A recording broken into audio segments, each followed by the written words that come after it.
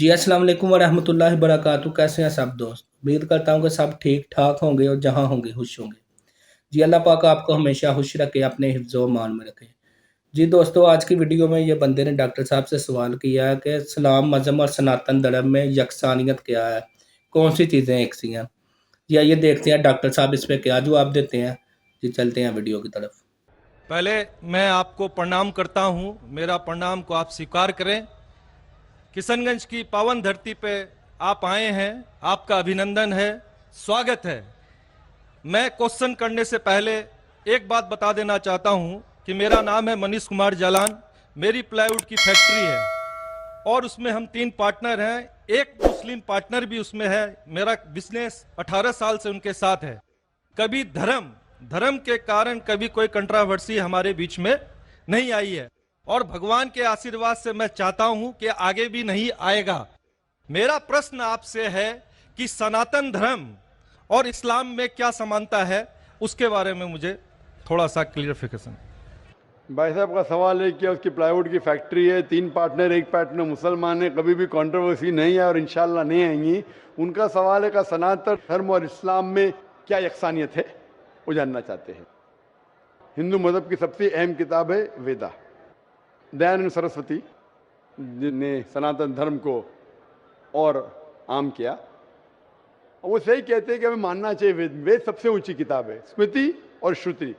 श्रुति मतलब जो भगवान की तरफ से, स्मृति मतलब जो इंसानों ने लिखी है। श्रुति में आता है वेद और उपनिषद। तो सनातन धर्म के मुताबिक और इस्लाम के मुताबिक भी आप देखेंगे दोनों में खुदा के बारे में, ईश्वर के बारे में, अल्लाह के बारे में जो लिखा है वो यकसा है। आप जब पढ़ेंगे छंदोग्य उपनिषद चैप्टर नंबर 6 सेक्शन नंबर 2 श्लोक नंबर 1 में लिखा हुआ है संस्कृत में, एकम एविदित्यम, खुदा एक है, भगवान एक है, दूसरा नहीं है।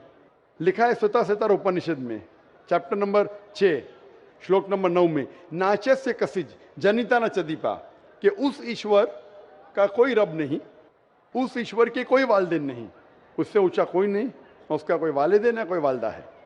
लिखा है स्वतः उपनिषद में चैप्टर नंबर 4 वर्स नंबर 19 में, न तस्य प्रतिमा अस्ति, उस ईश्वर की कोई प्रतिमा नहीं। प्रतिमा संस्कृत लफ्ज है जिसके मानी अक्स, picture, painting, photograph, idol, statue, sculpture. तो लिखा है उस ईश्वर, उस भगवान की कोई प्रतिमा नहीं, कोई अक्स नहीं, कोई पिक्चर नहीं, कोई पेंटिंग नहीं, कोई पोर्ट्रेट नहीं, कोई आइडल नहीं, कोई स्कल्पचर नहीं, कोई स्टैच्यू नहीं। आगे जब आप पढ़ते हैं ये सारी चीजें कुरान में भी लिखी है, मैं उसके ऊपर आऊंगा। ये है ईश्वर के बारे में जो लिखा गया है। उसी तरीके से अब आगे जब पढ़ेंगे यजुर्वेद चैप्टर नंबर 40 वर्ष नंबर 8 और 9 में, उसमें लिखा है अंधात्म प्रविशंति या असंबुद्धि उपास्ते। अंधात्म मीन्स अंधकार, प्रविशंति मतलब दाखिल होना। अंधात्म प्रविशंति या असंबुद्धि उपास्ते, वो अंधकार में दाखिल हो रहे हैं जो लोग असंबुद्धि की पूजा करते। असंबुद्धि मतलब नेचुरल थिंग्स लाइक हवा, पानी, आग। जो नेचुरल थिंग की पूजा करते हैं जैसे हवा, पानी, आग, वो अंधकार में दाखिल हो रहे। और वो श्लोक का कंटिन्यू होता रहा है, वो लोग और घोर अंधकार में दाखिल हो रहे जो संभूति की पूजा करते। संभूति मतलब इंसान की बनाई हुई चीजें, टेबल, चेयर, आइडल, मूर्ति, इसकी पूजा करेंगे तो और घोर अंधकार में दाखिल होंगे। और लिखा है ऋग्वेद में जिल्द number 1 hymn number 164 verse number 46, एकम सत्य विप्र बहुधा विदांते, सत्य एक है, खुदा एक है। एकम सत्य विप्र बहुधा विदांते। लोग, विद्वान लोग उस ईश्वर को कई अलग नाम से पुकारते हैं, ईश्वर को कई अलग नाम से पुकारते। यही चीज लिखा है कुरान में जो मैंने जिक्र किया हूं, सूरह इसरा में सूरह नंबर 17 आयत नंबर 110, कुलिदुल्लाह विदुर्रहमान अयमतदु फलाल उस्मान हसना, चाहे कहो अल्लाह या रहमान, उसे अच्छे नाम से पुकारो क्योंकि अल्लाह के सारे अच्छे नाम हैं। लेकिन ऐसी कई मिसाल दी गई। ऋग्वेद आप पढ़ेंगे, ऋग्वेद जिल्द नंबर 2 चैप्टर नंबर 1 श्लोक नंबर 3 में पढ़ेंगे, उसमें एक एट्रीब्यूट दिया गया है ब्रह्मा। ब्रह्मा कहते हैं बनाने वाले खुदा को, ब्रह्मा कहते हैं बनाने वाले खुदा को। हमें कोई एतराज नहीं अगर कोई कहता है कि ईश्वर बनाने वाला है, उसका तर्जुमा करते अरबी में हो जाता है खालिक, हमें कोई एतराज नहीं। लेकिन अगर कोई कहता है कि ईश्वर वो ब्रह्मा है जिसके 4 सिर है, हर सिर पे मुकुट है, तो हम मुसलमान उस पर एतराज करते हैं क्योंकि आप भगवान को अक्स दे रहे और आप Yajurveda chapter number 32 shloka number 3 के खिलाफ जा रहे। ना तस्य प्रतिमास्ति, उस ईश्वर की कोई प्रतिमा नहीं, आपने प्रतिमा दिया तो गलत किया। इसी तरीके से आगे आप पढ़ेंगे, लिखा हुआ है ऋग्वेद में किताब नंबर 6 हिम नंबर 46 श्लोक नंबर 16 में, या एक मुश्ती ही, भगवान एक ही है, सिर्फ उसकी तारीफ करो। और ब्रह्म सूत्र हिंदुइज्म का है, एक कम ब्राह्म द्योत्या नास्ते नैना नास्ति किंचन, भगवान एक ही है, दूसरा नहीं है, नहीं है, नहीं है, जरा भी नहीं है, सिर्फ एक खुदा है, उसके अलावा कोई नहीं है। अगर कोई मुसलमान से पूछेंगे कि सबसे बेहतरीन क्या डेफिनेशन है खुदा की, अल्लाह की, वो जवाब आपको देगा सूरह इखलास सूरा नंबर 112 आयत नंबर 1 से 4, जिसमें लिखा है कुल हुवल्लाहु अहद, कहो कि अल्लाह एक है, अल्लाह समद, अल्लाह जो बेनियाज है, लम यलिद वलम यूलद, ना वो किसी को जना है ना किसी से जना है, वलम यकुल लहू कुफुवन अहद, उसके जैसा कोई नहीं है। ये 4 लाइन का डेफिनेशन है कुरान मजीद में सूरह इखलास सूरा नंबर 112, जिसमें अल्लाह ताला फरमाते कुल हुवल्लाहु अहद, कहो कि अल्लाह एक है, अल्लाह समद, अल्लाह जो बेनियाज है, लम यलिद वलम यूलद, ना वो किसी को जनता है ना किसी से जना है, वलम यकुल लहू कुफुवन अहद, उसके जैसा कोई नहीं। अगर कोई भी चीज को आप कहते हैं खुदा है, भगवान है, ईश्वर है, अगर ये 4 लाइन के डेफिनेशन में उतरता है, हम मुसलमान को कोई एतराज नहीं मानने के लिए कि वो ईश्वर है, कि वो खुदा है। तो ये सनातन धर्म के खुदा एक है, उसका कोई अक्स नहीं, हूबहू मिलता है कुरान मजीद से। लेकिन मैं एक स्टेप आगे जाता हूं, यहां तक के तो सही है, दयानंद सरस्वती ने कहा ईश्वर के बारे में, मैंने मान लिया, मैंने थोड़ी और रिसर्च किया। मैंने कहता हूं मैं दयानंद सरस्वती और विद्वान हूं, और रिसर्च किया हूं। रिसर्च में लिखा है वेद में, पुराना में, कि एक आखिरी अवतार आने वाले हैं। इसका जिक्र दयानंद सरस्वती ने नहीं किया, क्यों नहीं किया मैं जानता नहीं, लेकिन लिखा है भविष्य पुराना, मतलब जो भविष्य के बारे में आपको कह रही है। अगर आप पढ़ेंगे वेद और भविष्य पुराना और बाकी पुराना, कई जगह आखिरी पैगंबर मोहम्मद सल्लल्लाहु अलैहि वसल्लम का जिक्र है। मैं पूरा तफसीर से हवाले दूंगा तो आसान होगा। आप पढ़ेंगे भविष्य पुराना पर्व 3 खंड 3 अध्याय 3 श्लोका 5 से 8 तक, इसमें मोहम्मद सल्लल्लाहु अलैहि वसल्लम का जिक्र है। आगे पढ़ेंगे भविष्य पुराना पर्व 3 खंड 3 अध्याय 3 श्लोका 10 से 27 में मोहम्मद सल्लल्लाहु अलैहि वसल्लम का जिक्र है। अगर आप पढ़ेंगे अथर्ववेद किताब नंबर 20 खंड नंबर 127 श्लोका नंबर 1 से 14 में मोहम्मद सल्लल्लाहु अलैहि वसल्लम का जिक्र है, इसे कहते कुंटब सुक्तास। अगर आप पढ़ेंगे ऋग्वेद किताब number 1 chapter number 53 shloka number 9 में मोहम्मद सल्लल्लाहु अलैहि वसल्लम का जिक्र है। कई जगह पे उनका नाम से जिक्र है और बड़ी तफसील से जिक्र है कल की पुराना में। कल की पुराना चैप्टर नंबर 5, 7, 9, 15 यहां पढ़ेंगे। इसमें लिखा है कि कल युग में, कल युग मतलब आखिरी युग में आएंगे आखिरी अवतार। अवतार जैसा मैंने कहा का मतलब नहीं कि भगवान नीचे आना। अवतार एक संस्कृत वर्ड है जिसका मानी अवत्र, अवत्र मतलब खुदा ने भेजा, खुद खुदा नहीं आ रहा है, it belongs to God, not God himself. इसीलिए इसका कॉन्सेप्ट है मैसेंजर, पैगंबर। तो कल युग में कल की अवतार आएगा, उसके बाप का नाम होगा विष्णु यास। विष्णु मतलब ईश्वर खुदा, यास मतलब खुदा का बंदा। अरबी में कहीं हो जाता अब्दुल्ला जो मोहम्मद सल्लल्लाहु अलैहि वसल्लम के वालिद का नाम था। उसकी माँ का नाम होगा सुमति, सुमति मतलब अमन शांति। अरबी में कहेंगे आमिना जो नाम था मोहम्मद सल्लल्लाहु अलैहि वसल्लम के वालिदा का नाम।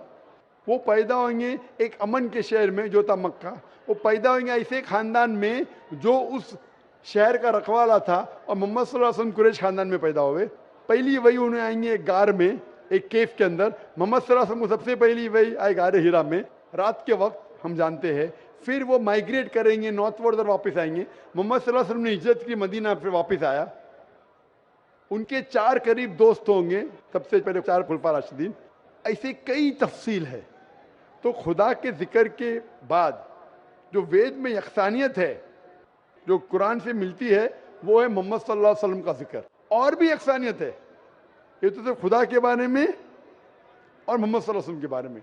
और यकसानियत है शराब मत पियो, जैसा मैंने कहा कुरान में लिखे सूरह माइदा सूरह 5 आयत नंबर 90 शराब मत पियो। मनुस्मृति चैप्टर नंबर 9 श्लोक नंबर 225 में लिखा है, कुरान में लिखा है जुआ मत खेलो, सूर्य माइदा सूरा नंबर 5 आयत नंबर 90, मनुस्मृति चैप्टर नंबर 9 श्लोक नंबर 225 में जुआ मत खेलो। हिजाब पहनना चाहिए, कुरान में लिखा है सूर्य नूर सूरा नंबर 24 आयत नंबर 30 और 31, ऋग्वेद में लिखा है जिल्द नंबर 8 में। इस तरीके से कई यकसान है। सबसे अहम दो यकसानियत है पुनर्जन्म, वेद में कुरान में। सबसे अहम यकसानियत खुदा है कि उसका अक्स नहीं है और मोहम्मद सल्लल्लाहु अलैहि वसल्लम आखिरी पैगंबर है। आप मानते हैं भाई साहब के खुदा एक है? मुझे जानकारी नहीं है। आप मानते खुदा एक है कि नहीं मानते? मुझे जानकारी नहीं है, और अपने धर्म को जो जानता हूं उस हिसाब से हम तो सभी देवी देवताओं को मानते हैं और हमें मानना भी चाहिए, ये हम जानते हैं। आपके धर्म में सबसे ऊंची किताब कौन सी है? हम तो गीता को मानते हैं। गीता क्या है? वेद का निचोड़ है। सबसे ऊंची किताब हिंदू धर्म में है वेद। वेद जो है श्रुति, वेद, उपनिषद। फिर आएंगे आपके महाभारत। भगवत गीता 18 चैप्टर है महाभारत के, 18 चैप्टर।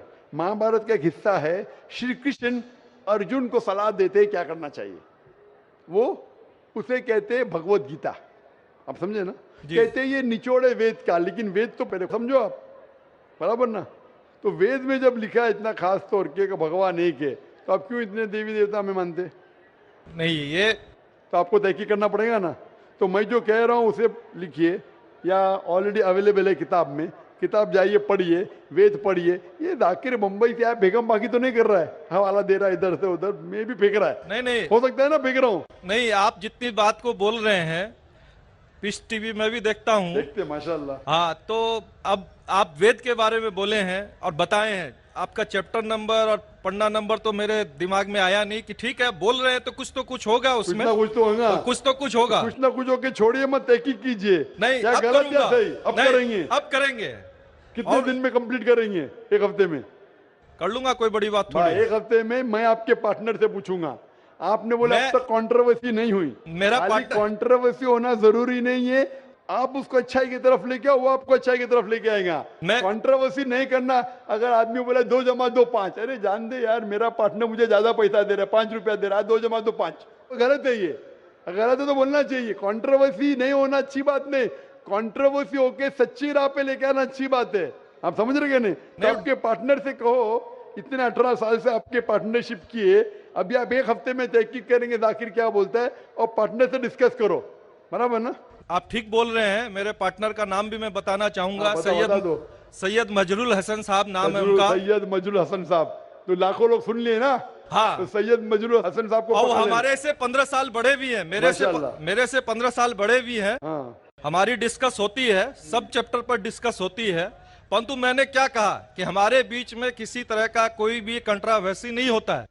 और आपने वेद के बारे में बताया, जरूर मैं वेद को भी पढ़ूंगा। कंट्रोवर्सी नहीं है, कंट्रोवर्सी नहीं, यकसानियत है। आज कुछ आपसे लेके जा रहा हूं, मैं देखे नहीं जा रहा हूं, मैं आपसे लेके जा रहा हूं। मेरे मन में जिज्ञासा थी, मैं आपसे क्वेश्चन किया, आपने मेरे क्वेश्चन का जवाब दिया, इसके लिए मैं धन्य हूं। और मैं अपने जो आप वेद के बारे में बोले, मैं जरूर उसको पढ़ूंगा और 7 दिन में ही पढ़ूंगा। इंशाअल्लाह आप पढ़िए, तहकीक कीजिए।